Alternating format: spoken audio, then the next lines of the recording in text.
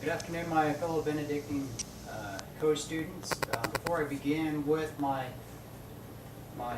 presentation speech, I just want to give a little bit of background and information about myself. My name is John Burrell. I am from Mesa, Arizona, and I'm attending the Benedictine campus there in here in Mesa, Arizona. This is my first semester attending Benedictine. Currently I have my undergraduate degree in business and am working on majoring in accounting, which I should be done here soon within the next year and a half to 2 years. Like I said, I'm from the Mesa area of Arizona. I work for a used car dealership that's known throughout the United States. I work in their accounting department. And before I chose the topic, which I am going to speak to you about today, I was going to talk about the daily tasks that I do, that I perform at work. When I was putting that outline together and kind of going through that, I was advised that it'd be better if I gave it on a different topic, as what we do in accounting can be very dry. And I think what I've chosen would be better information and easier for me to go over with you. The topic that I have chosen to give my speech on is educational-based career earnings.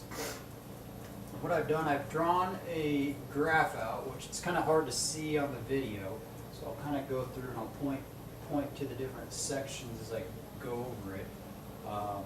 It's going over the different earnings based on the level of education. We've got our high school dropouts here on the far left, then we've got our high school graduates who have their high school diploma, and then over here on the right side we have the students that have obtained a bachelor's degree. Also, side note on this, the data that has been retrieved here is for people that are 25 or older and their earnings are a full-time wage or they are salary workers. They do not take into account completion of training programs in the form of apprenticeships and other on-the-job training, which may also influence their earnings, annual earnings. The source of this is from the U.S. Bureau of Labor Statistics, current population survey. So to start off, over here on the far left, we have our high school dropouts. Now on here, on average, a high school dropout each year annually, they'll make $25,636. Now we say, that's not too much. What kind of jobs do these individuals have? A high school dropout, it can be anything from like a bus, a truck mechanic. They can be like an office administrator, sales representative in the sales force, an electrician, machinist. Some of these jobs, they don't require any degree or level of education. They require more like on-the-job training or special training that's specific for that field. And then over here we have our students that have graduated high school, that have received their diploma.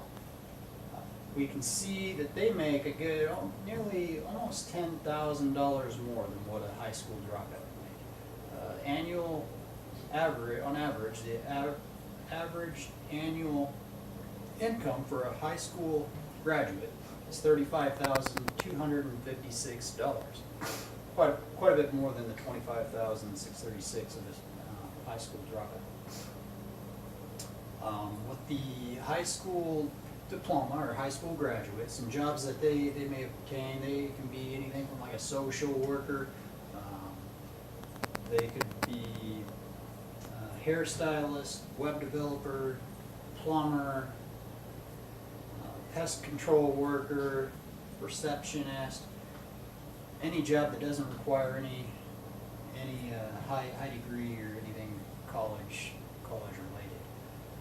And then over here on the right side, we have the students who have a bachelor's degree. These are students, they make nearly probably 60% or so more of a high school diploma. These students annually are making $59,124, quite a bit more than the high school diploma or high school dropout.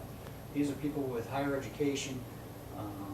They can be anything from like a claims adjuster, a school teacher, finance analyst, mission counselor, an accountant, which is what I'm studying to go to school for. They make quite a bit more than what a high school dropout or someone who has obtained their high school diploma. To close, not every single student is going to receive the traditional schooling and receive like their associate's or their bachelor's degree from a college. Some may receive on-the-job training or like an apprenticeship from their work.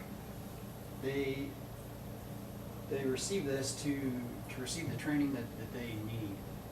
Overall, you know, nothing has the advantage. Everyone gets kind of what they put into it or what they want.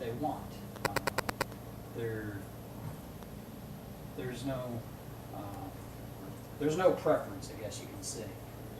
Some may not want a degree in college. And close that